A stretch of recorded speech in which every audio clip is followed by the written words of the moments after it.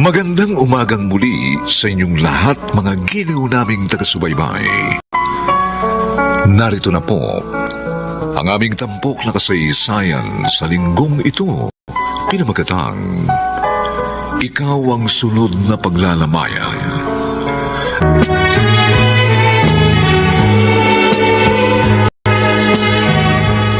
Ayos itong mga dala mong pagkain. Fried chicken, spaghetti, cheeseburger, at french fries. Sa wakas, nakakain din ako ng masarap. Dahan-dahan lang po. Baka mabulunan kayo. Teka, uminom muna kayo ng soft drinks. No.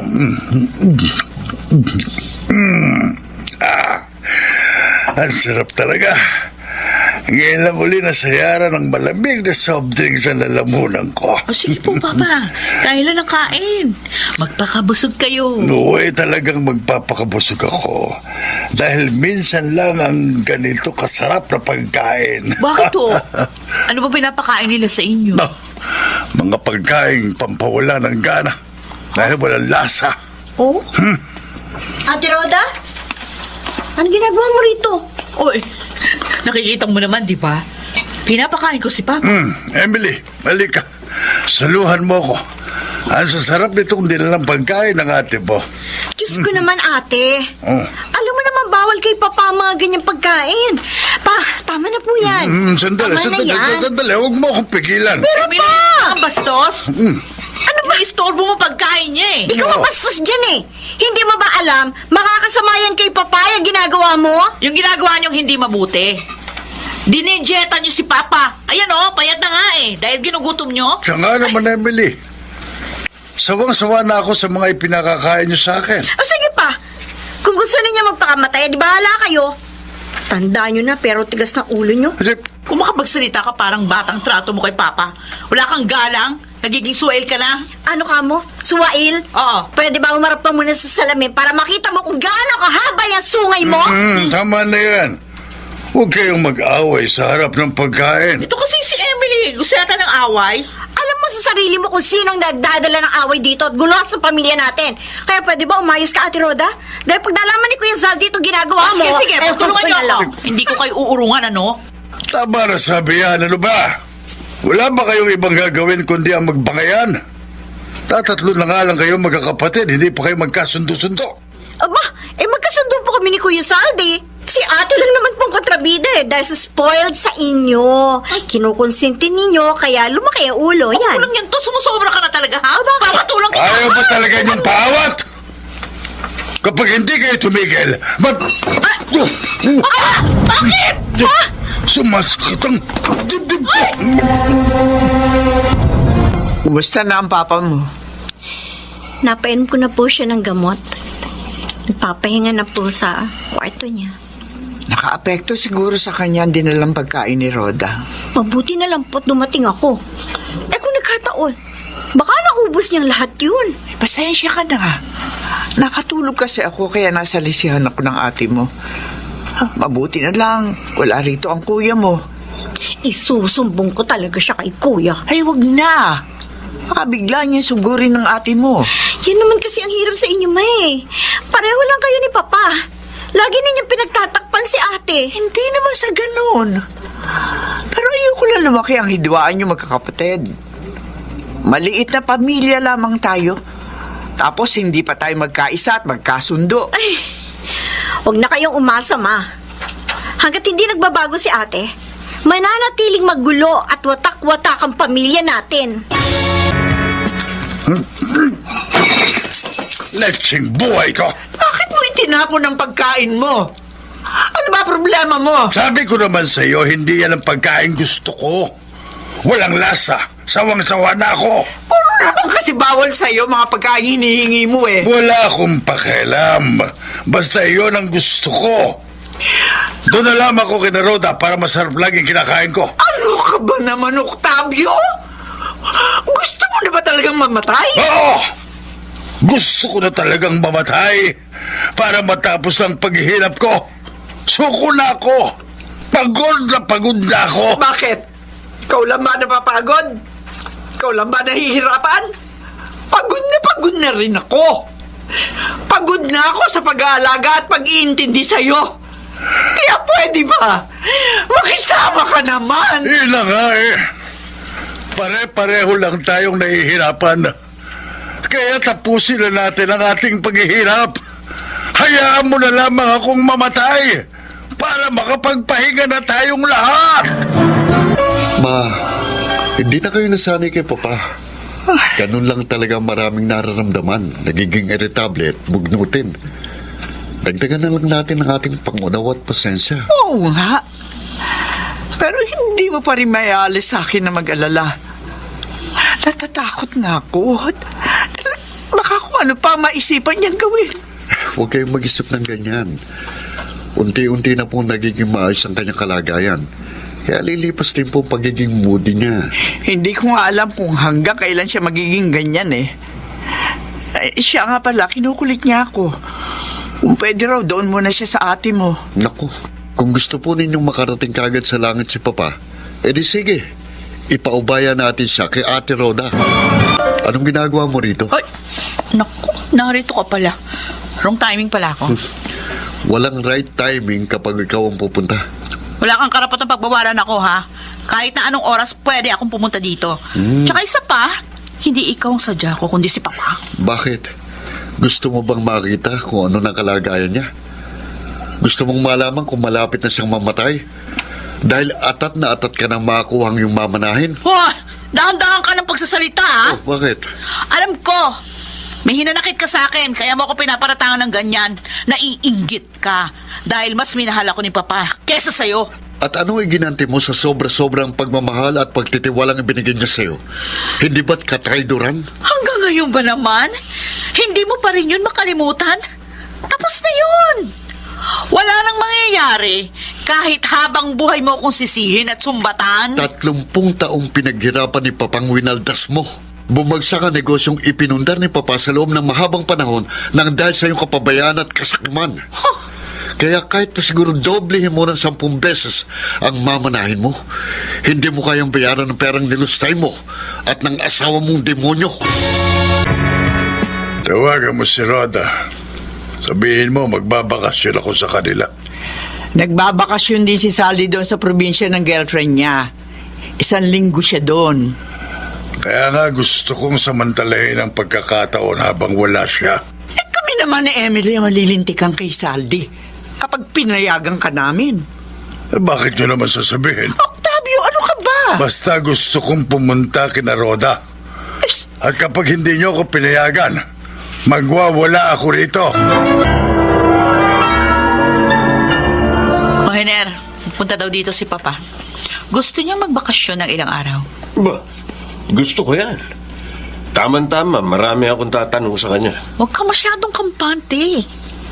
Bad trip pa rin sa'yo si Papa hanggang ngayon. Oh, ba't ikaw? Okay na uli kayo ni Papa? Siyempre.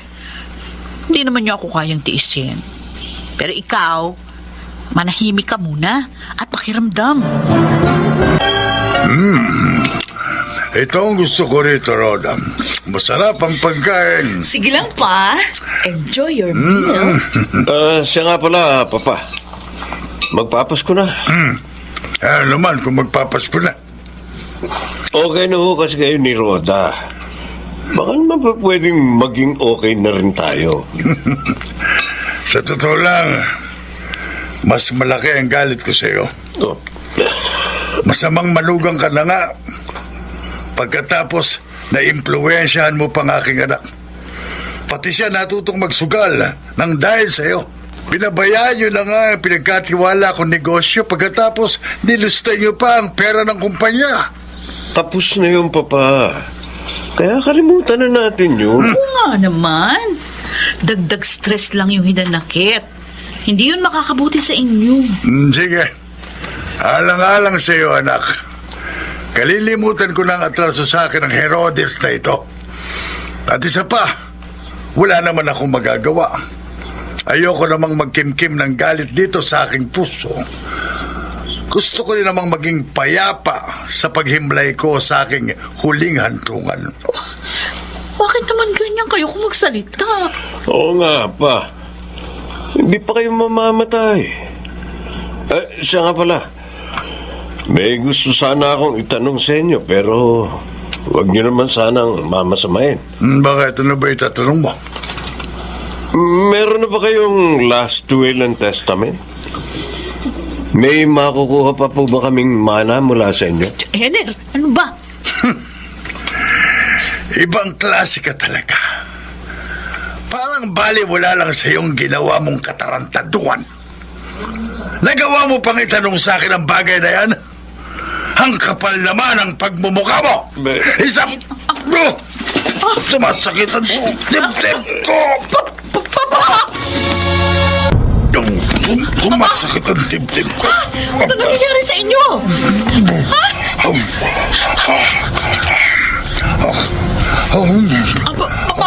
Okay na. Okay na. Bigla lang talagang sumakit ang dibdib ko. Teka. O, ito, uminom muna kayo ng tubig.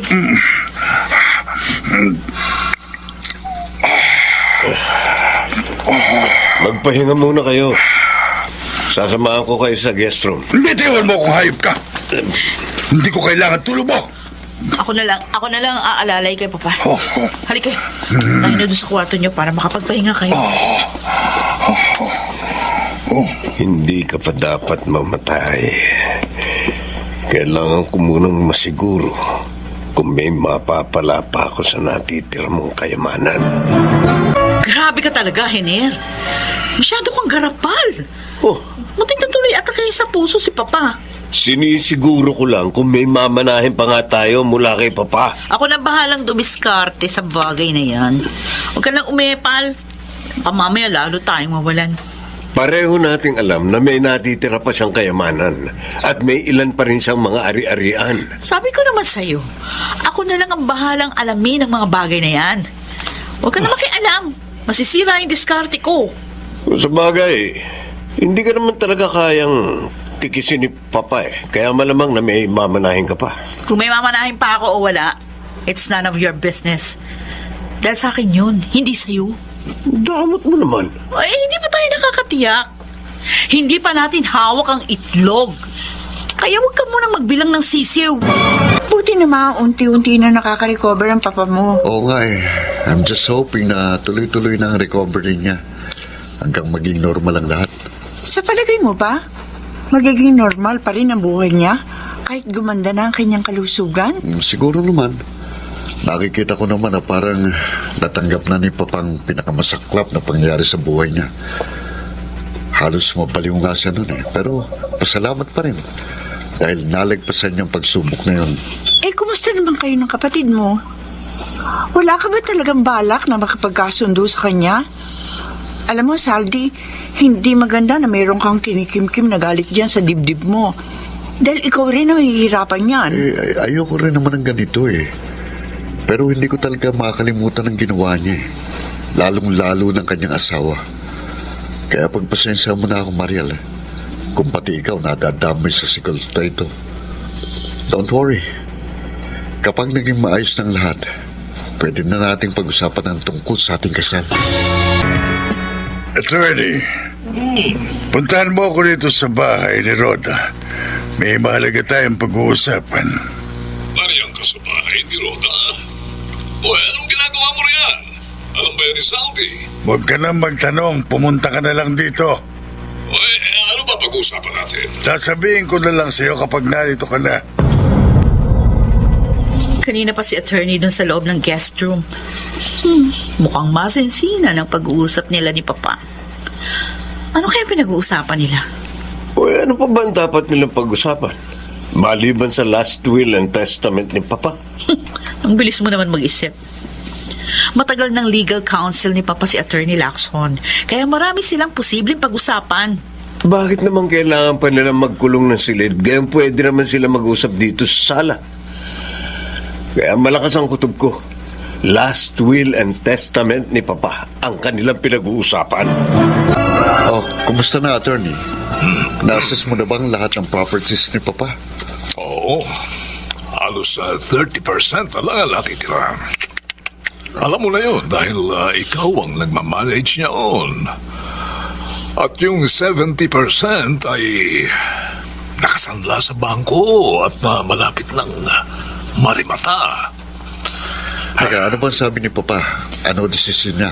Well, ang advice ko sa kanya ay ibenta na lang sa presyong mas mataas ng konti sa pagkakasanla. At least may konti pang kikitain, di ba? Pero kako, yung ari-ari ang may potential income ay gawa ng paraan para matubos. Meron pa bang pera si Papa? May tiwala ako sa iyo, Zaldi. Kaya sasabihin ko na ang totoo. Mayroon siyang secret account. Hindi alam yun ni Rhoda, ha? Pero confidential kung magkano. Tsaka ko na lamang sasabihin kapag na-finalize na lang yung papa ang kanyang last will and testament. Meron ng last will and testament si Papa? Mayroon na. Oh. Katatapos lang naming pag-usapan pero hindi pa raw yun final dahil maaari pang magbago ang kanyang isip. Attorney, kasama pa ba si ate? May makukuha pa ba siya? She doesn't deserve us here. Dahil kung tutuusin, sobra-sobra ng winaldas niya. Correct. I agree with you. Pero kilala mo naman ang papa mo. Hindi niya matitiis ang paborito niyang alam. Ang ganun, may mamanahin pa rin si ate. Alam... Oh, no. Sige, Tsaka tuloy ko mo, Tony. tsaka ko na sasabihin. Gaya ng nasabi ko, hindi pa yon pinal. Pwede pang magbagong isip ng iyong papa. Oh, ang bilis mo naman, kuya. Akala ko 1 linggo ka sa Pangasinan. Marami kong dapat askasuhin. Dumaan pa nga ako kay attorney. Ganun ba? Oh, bakit mukhang tensyonada ka? May problema ba? Si Papa kasi, Oh. naroon kina Ate Rhoda. Ano? Bakit niyo hinayaan? Masyado kasi makulit si Papa eh. Magwawala raw siya kapag hindi kami pumayag. Di pwedeng ganun. Susunduin ko siya ngayon din. Ay, wag na. Ako na lang. Ako na. Ako na sabi. Siguradong malaking gulo pag nagpang-abot kayo ni Kuya Henner. Baka magkamatayan pa kayo. Talagang mapapatay ko siya. Kaya nga, hindi kayo dapat na magkaharap. Kaya ako na lang ang susundo kay Papa.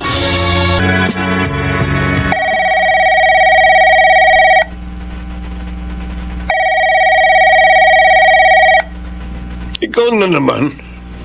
Hindi mo ba talaga ako tatantanan? Wala akong pakialam sa'yo, buwisit! Sino kausap mo? Eh, sino pa? Di yung siraulong tawag ng tawag sa akin. Bakit? Anong atraso mo? Huwag mo sabihin sa akin. May tinakbuhan ka na namang utang. O, hindi maghabol sila kung aabutan nila ako. Huwag ka masyadong kampante.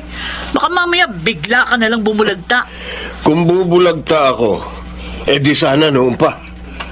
Hanggang salita lang naman yun eh. Ay, baka sila na naman yan. Ako na sasagot. Hello? Hello, ate. Susunduin ko na si Papa. Ano? Ba't ang bilis? Pangatlong araw pa lang naman iba pa rito Dumating na kasi si Kuya Zaldi. Nagagalit na siya. Ha? Kontrabida talaga sa buhay ko ang kapatid mong yan. Baka ikaw ang kontrabida.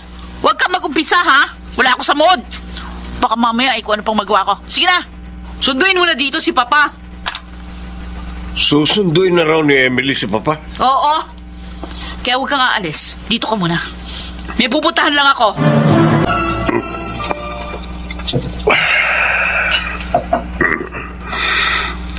Tama nga, Matsuko. Nasaan na ba si Emily? Tagal naman niya. Ayun. Speaking of the angel, dumating din ang hinihintay kong anghel. Nasaan si Papa? Natutulog pa. Ganun ba? O sige, hihintayin ko na lang magising. Ang puti talaga nito si Emily. At ang ganda ng hubog ng kanyang katawan. Nakakabuhay ng lamon. Oh, Kuya Henner, bakit ganyan ka kumakatingin sa akin? May boyfriend ka na ba? Wala pa. Ganun ba? Sayang naman ang ganda mo kung walang makikinabang. Pwede bang ako na lang? Teka, Kuya Henner, Bang. teka, ano ba? Bitiwan mo ko! Sabi na, bitiwan mo. Ano ba? Huwag ka nang pumalag. Wala ka namang magagawa eh. Huwag mo nang pahirapan ang pagpunta natin sa langit. Hindi ka magtatagumpay! Hindi! Sige, lumabang ka.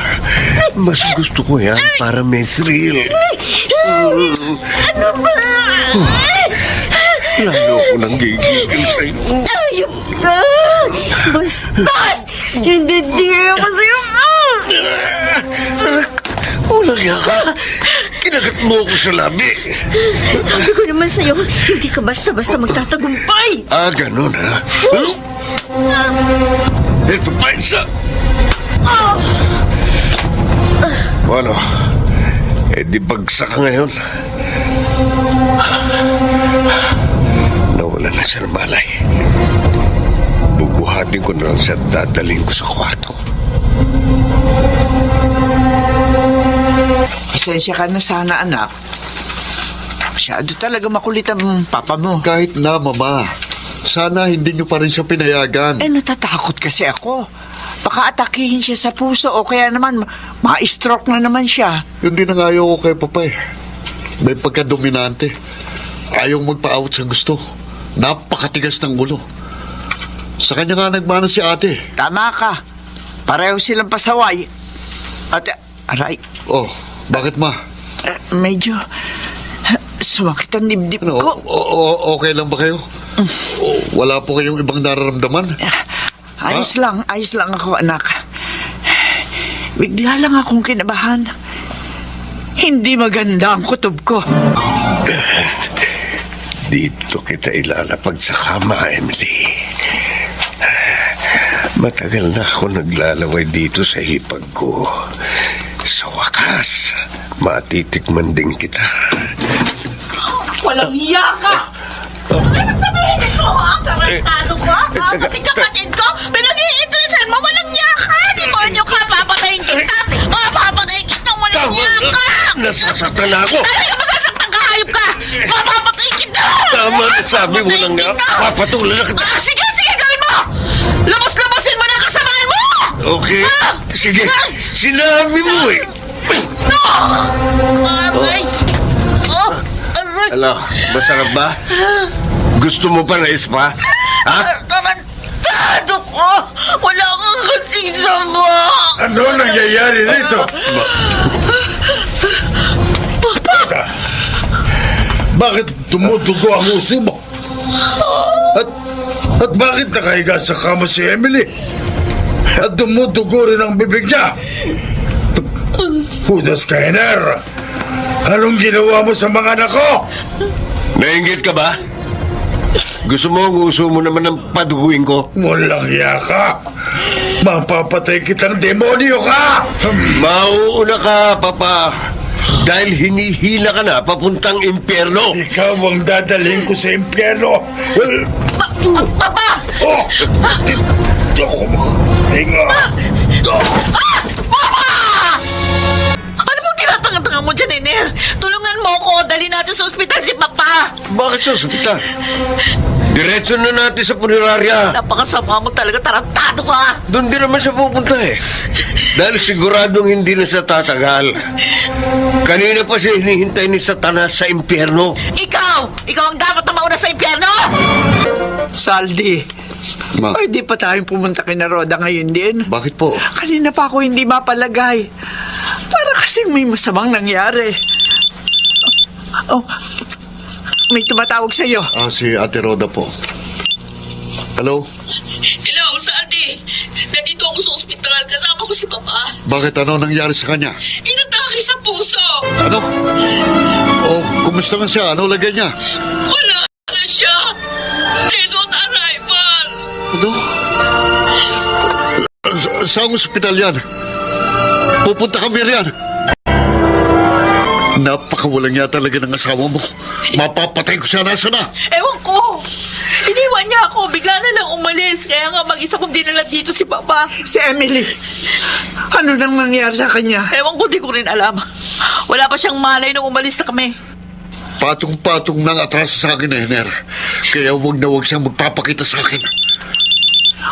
Oh, may tumatawag na naman sa'yo. Si Emily po. Hello, Emily. Nasaan ka? Narito ako kina ate. Wala ba riyan si Kuya Henner? Wala na silang lahat na magising ako. Kaya hindi ko alam kung ano nangyari. Nasaan ka ba? Narito kami sa ospital sa Fairview. Malapit lang ito. Kaya pumunta ka na lang dito. Pare, pwede ba dito muna ako kahit ilang araw lang? Bakit anong nangyari? Nagtalo kami ni Papa. Inatake siya sa puso at malamang tsugi na siya. Naku pare, siguradong hahantingin ka ng pamilya ng bayaw mo. Kaya nga, mainit ako ngayon sa mata nila eh. Kaya dito muna ako magpapalamig. Hindi mangyayari ito kung hindi nyo hinayaang pumunta si Papa kina Ate Rhoda. Oo, kasalanan namin. Pero hindi rin namin ito ginusto. Huwag na tayo magsisihan, kuya. Wala rin naman mangyayari. Kung meron man dapat sisihin, yun ay walang iba kundi si Kuya Henner. Papa, sana siya na lang ang namatay. Pero okay lang. Dahil susunod siya sa hukay at ako mismong magdadala sa kanya sa impyerno. Kung ano man ang binabalak mo, kalimutan mo na yun at baka ikaw ang sunod na mapahama ka na. Siya nga naman, kuya. Ipaubaya na lang natin siya sa mga alagad ng batas. At ano naman ang ikakaso natin sa kanya? Anong koneksyon niya sa pagkamatay ni Papa? Magtanong na lang tayo kay attorney. Siya nga pala, pwede ko siyang kasuhan ng attempted rape. Tama. Itanong muna natin kay attorney kung ano ang dapat nating gawin. Pasensya ka na, Zaldi, kung hindi ako nakapunta kagabi sa burol ng iyong papa. Marami kasi kung inasikaso at maaga akong nakatulog. Baka mamaya makasaglit ako. Okay lang yun, attorney. Bakit niyo pala ako ipinatawag? Okay. Pag-uusapan natin ang last will and testament ng iyong papa. Tapos na ba? Ano bang nakasaad doon? Actually, dalawang version ang ginawa niyang last will and testament. At hindi ko alam kung alin doon ang pipirmahan ko. Ano po ba ang pagkakaiba ng sinasabi niyong dalawang version? Malamang doon ang isang version ay kasama si ate. Parehong kasama si Rhoda roon. Ano ho? Ang ipinagkaiba nga lang ay installment basis yung isang version. Hindi makukuha ni Rhoda ng buo ang mamanahin niya dahil nangangamba ang iyong papa na baka si Henner lamang ang makilabang. Attorney, pwede niyo bang baguhin? Mas maganda siguro kung walang silang makukuha. Dahil maliban sa patong-patong na atraso ni Kuya Henner, siyang naging mitya ng pagkawala ni Papa. At sa palagay mo ba, magugustuhan niyo ng papa mo? Siguradong hindi matatahimik ang kanyang kaluluwa kapag naagrabyado ang paborito niyang anak. Kami nga ni Emily na agrabyado eh. Dahil kahit pa doblehin ang perang involved sa last will and testament ni Papa, baka kulang pa yun kumpara sa laki ng winaldas na ate at Kuya Henner. There's no use of crying over the spilled milk. Tony. After all, your father's decision will still prevail and you can do nothing with it. Patay na ang papa mo. Kaya, please lang, irespeto mo na lang ang kanyang desisyon. Tama si attorney. Irespeto na lang natin ang desisyon ni Papa. At doon tayo sa isang version. Hindi dapat makuha ni ate ng buo ang share niya. Yun talagang sinabi ko kay attorney. Pero teka muna, hindi ba naman tayo lugi sa hatian? Equal sharing tayong apat ni na ate at mama. Mabuti naman kung ganun. Sino kaya itong tumatawag? Aba, ang demonyo nating bayaw. Hello? Hayop ka. Magpakita ka. Huwag kang duwag. Relax ka lang, bayaw. Masyado mainit ang ulo. At anong gusto mo? Matuwa ako sa ginawa mong katarantaduhan? Sabi ko sa'yo, cool ka lang. At siya nga pala, Condoles, may gusto lang ako itanong. Alam ko, atat na atat ka nang malaman kung may mamanahin si ate kay Papa. Ang kapal talaga ng mukha mo. Siyempre, hindi naman ako papayag na hindi ako maaambulan ng grasya. Wala ka ng karapatan dahil patong-patong ng atraso mo. Malaking halaga na ang nilustay mo. Pinagtangkaan mo ring pagsamantala ng kapatid ko. At higit sa lahat, ikaw ang dahilan kung bakit nawala si Papa. Kaya sinusumpa ko, ikaw ang sunod na paglalamayan! Tapang ng unggoy na yun. Akala naman niya natatakot ako sa kanya. Matagal ko na siyang pinaghahandaan. Kaya uunahan ko siya. Sisiguruhin kong hindi ako, kundi siya ang sunod na paglalamayan. Hello? Ikaw na naman. Grabe ang kakulitan mo, ah. Kung sino ka man, magpakita ka. Huwag kang duwag, dahil kasama ka rin paglalamayan. Nakalibing na ang papa mo. Ano ngayon ang binabalak mo? Ano pa? Di maniningil ng pautang. Saldi, kinakabahan ako. Huwag mo na ituloy yung iniisip mo. Mariel, hindi ako matatahimik hanggat hindi ko nabibigyan ng hustisya ang pagkamatay ni Papa. Pinagtangkaan din niyang halayin ng kapatid ko, kaya malaking atraso sa akin ng demonyong bayaw ko. Pero paano kung ikaw ang mapahamak? Paano na ako? Saldi, nakikiusap ako sa iyo. Manahimik ka na lang. Ipagpasa Diyos mo na lamang ang lahat. Malakas ang kutob ko. May masamang binabalak sa akin si Kuya Hiner. Kaya kailangan maunahan ko siya. Paano nga kung ikaw ang maunahan? At anong gusto mong gawin ko? Magsawalang kibo habang hinihintay kong balang paparating na tatama sa akin? Malaki naman siguro makukuha mong mana. Pwede tayong lumipat ng lugar. Mamuhay ng tahimik. Si Kuya Hiner ang may atraso sa akin. Kaya bakit ko siya tatakbuhan? Kung meron man dapat tumakas at lumayo, hindi ako yon, kundi ang siraulo kong bayaw. Saldi, wala kang panalo dito. 3 lang ang pwede mong kahinatnan. Maswerte ka kung sa ospital ka lang bumagsak. Paano kung sa bilangguan? O kaya naman simenteryo ka mapadpad? Kaya nga, bahala na. Kung kaninong pangalan sa amin ni Kuya Hiner ang mauukit sa lapida. Ang kapal naman ng mukha mong magpakita sa akin, Hiner. Alam mo na siguro ang pakay ko. Bakit? Sa palagay mo ba? Babahaginan kita ng mamanahin ko kay Papa? Wag, Rhoda.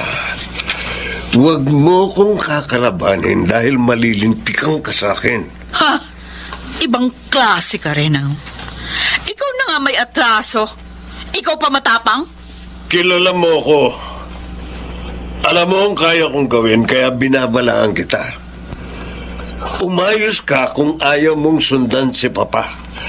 At kahit pa magtulong-tulong kayo magkakapatid, hindi ko kayo uurungan. Huwag mong sabihin yan. Dahil duwag ka. Pinagtataguan mo si Saldi. Sige. Bibigyan kita ng sample. Maghintay ka dahil malapit nang bumulagta ang magaling mong kapatid. Pero sa ngayon, kailangan ko ng pondo. Baril? Oo. Baril nga itong hawak ko. Tunay ito at hindi laruan. Bakit? Papatayin mo ako? Ano naman ang mapapala ko kung papatayin kita? Alam ko may tinatago ka pang pera at mga alahas. Kaya ilabas mo at ibigay mo sa akin. Hiner! Bilisan mo! Baka bigla akong makalabit ang gatilyo nito. Oy, bakit sa akin ka nagsusumbong, Rhoda? Hindi mo masabi sa mga kapatid mo? Attorney, alam niyo naman nagalit sila sa akin. Wala na ang papa mo. Kaya magkasundo na kayo para naman magkaroon ng saysay ang kanyang pagkamatay. Sila ho ang may galit sa akin. Kaya, depende sa kanila kung magkakasundo nga kami. Ikaw ang nagkasala, kaya ikaw ang dapat na gumawa ng unang hakbang. Singtigas ng bato ang mga puso nila. Masasayang lang ang pagod ko. Wag mo silang pangunahan. Gawin mo muna at tutulungan kita, okay? Pamilya na rin ang turing ko sa inyo, Rhoda. Kaya gusto kong magkaayos-ayos na kayo. Kailan ba i-reveal ni attorney ang last will and testament ng Octavio? Pagkatapos daw po ng 40 days ni Papa. Sa bagay, hindi naman natin kailangan magmadali. Si Ate Roda lang naman pong atat na makuha kagad ang mana niya. Pero sorry na lang siya dahil hindi niya yun makukuha ng buo. Installment yun sa loob ng 2 taon. Mabuti na rin ang ganon. Para hindi agad nila maubos yun. Ang pasensya ko po kay Kuya Hiner ang ubos na eh.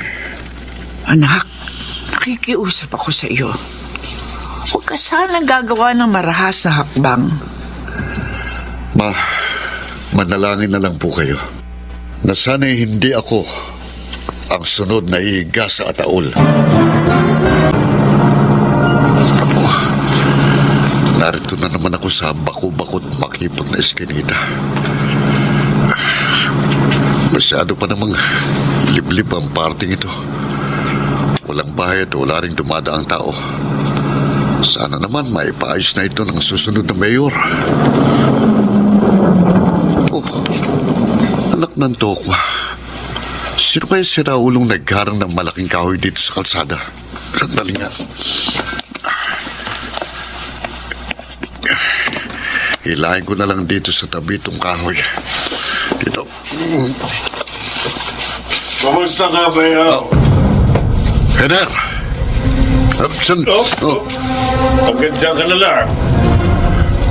Huwag kang gagalaw kung ayaw mo sumabog ang buho mo. Matapang ka lang dahil may hawak kang baril. Bitiwan mo yan. Magsuntukan na lang tayo. Bakit ko pahihirapan ng sarili ko? Gayong kayang-kaya kitang itumba. Sige. Kung talagang matapang ka, edi iputok mo. Huwag kang magmadali. Darating din tayo dyan. Tsaka pala, may silencer itong baril ko. Kaya paglalaroan muna kita. Anong ibig mo sabihin?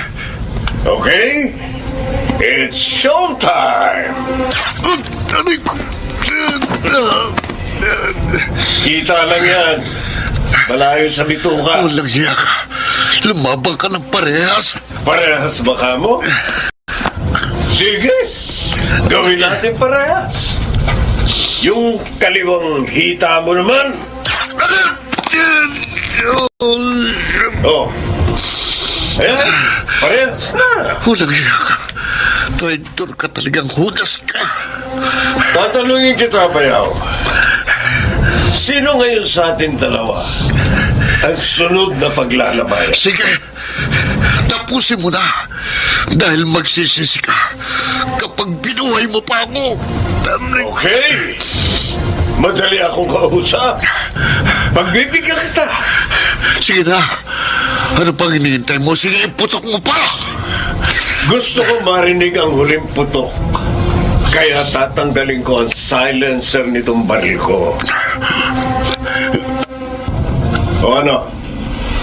Nakahanda ka naman salubungin si Satanas? Wala ka bang ibang sasabihin? Ang dami mong satsat. Sige, iputok mo na. Iputok mo!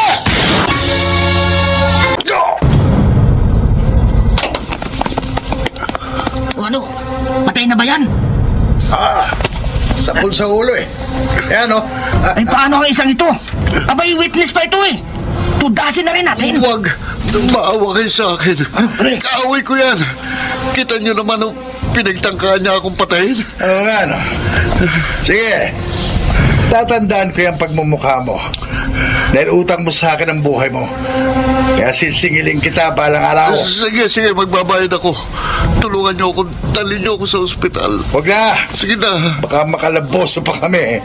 Basta, sisingiling kita pag nagkita ulit tayo. Rosario, please proceed to the emergency room right now. Calling Dr. Rosario. Yan na nga ba ang sinasabi ko? Pasalamat ka. Hospital lamang ang kinahinatnan mo. Pinapalad ka pa rin, kuya. Dahil kung nagkataon, baka ikaw naman ang pinaglalamayan. Hindi ko pa talaga siguro oras.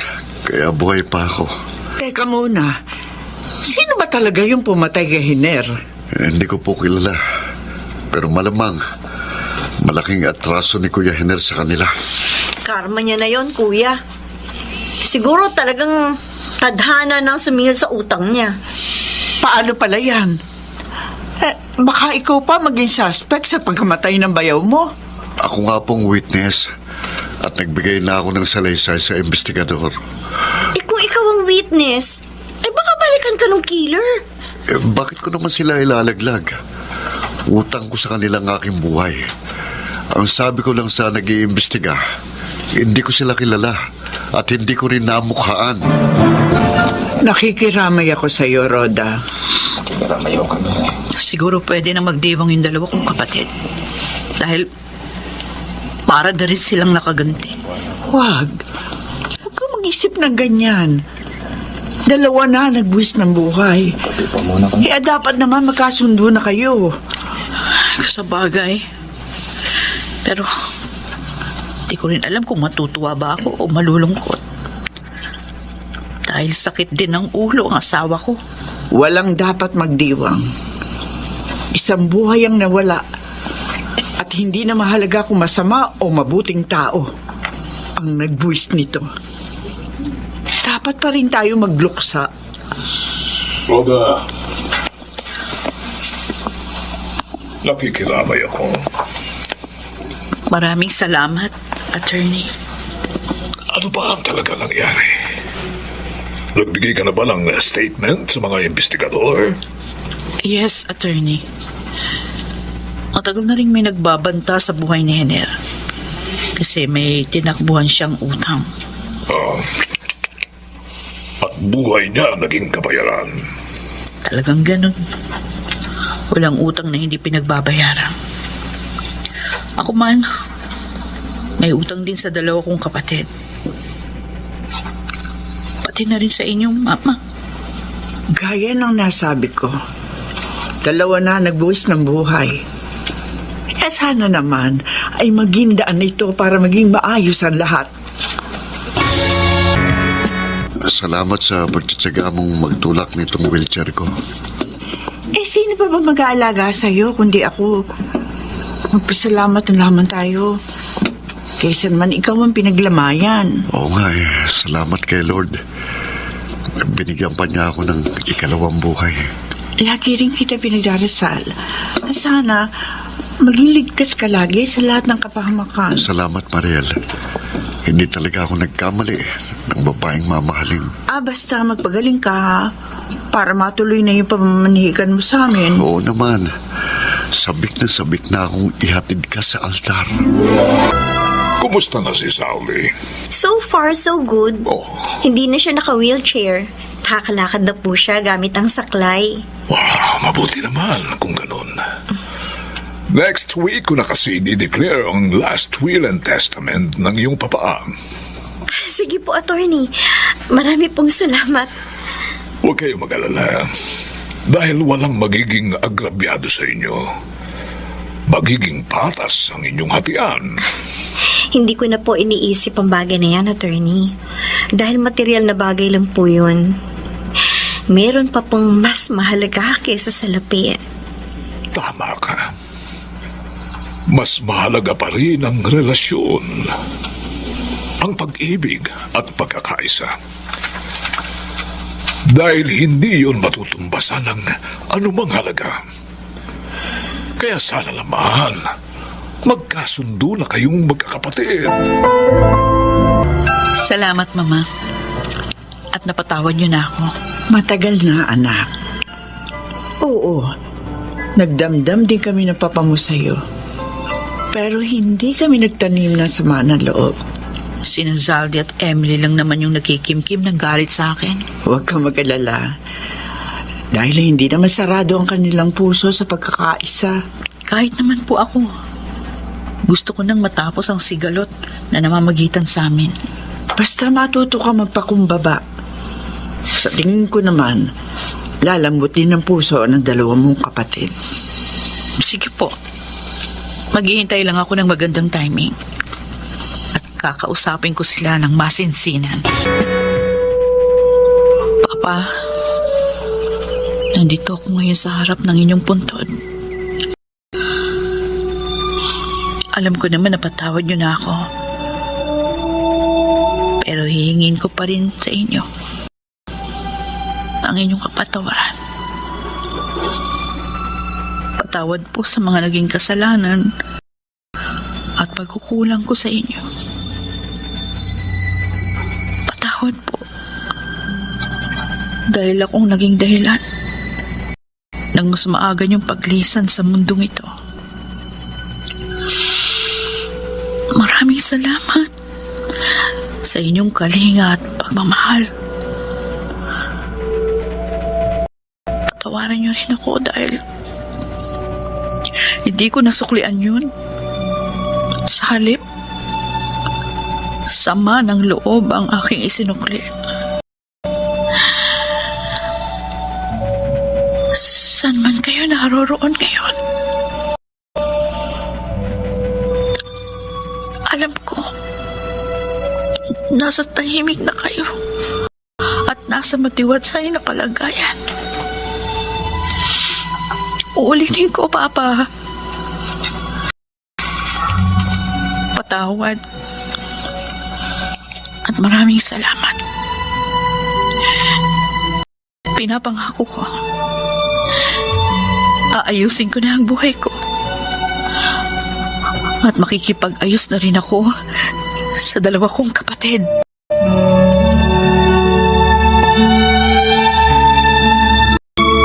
Malapit na ang birthday ni Papa. Magsa-celebrate ba tayo? Oo naman, Emily. Hindi naman porket wala na siya, hindi na tayo magsa-celebrate. Sige. Ako na mag-organize ng special party. I-invite ba natin si ate? Sa palagay mo ba matutuwa si Papa kung hindi natin kasama si ate sa pagsa-celebrate? Kung sa bagay, willing na ako makipagkasundo kay ate. Birthday gift ko na yon kay Papa. Ako rin. Hindi na nga naiisip kong pinakamagandang regalo sa kanyang kaarawan. Ito yung unang birthday ng papa niyo na hindi natin siya kasama. Oo nga po, Mama. Namimiss ko na si Papa. Kahit naman ako miss na miss ko na rin si Papa. Pwede ba akong makijoin sa mesa niyo? Ate! Sure! Sige, maupo ka. Mas mabuti siguro kung iiwan ko kayo para magkausap kayo na masinsinan. Salamat. At inimbitahan niyo ako sa birthday ni Papa. Oo naman. Dahil malulungkot siya kung hindi ka namin kasama. Sana winelcome niyo ako hindi lang dahil kay Papa, kundi dahil talagang welcome ako dito. Siguro, kailangan na natin iisang tabi ang ating sigalot. Tama ka, Emily. Kaya nga, humihingi ako ng kapatawaran sa nagawa kong kasalanan. Napakalaki ng atraso ko sa inyo. Sana, mapatawad niyo ako. Wala namang magandang mangyayari kung patuloy tayong magkikimkim ng sama ng loob. Hindi na rin naman natin maibabalik ang buhay ni Papa at Kuya Henry. Kaya, pinapatawad na kita, Ate Rhoda. Ako rin, ate. Pinapatawad na rin kita. Maraming salamat sa inyo. Huwag kayong mag-alala. Babawi ako sa aking mga naging pagkukulang. Sayang wala na si Papa. Siguradong tuwan-tuwa siya ngayon kung nakikita niya tayo. Nariyan lang si Papa, nakatunghay sa atin at nakangiti. Siguro nga. Kung saan man siya naroon, nagagalak siya. Dahil nagkasundo na rin tayo at nagkakaisa sa pagsalubong sa magandang pangako ng bukas.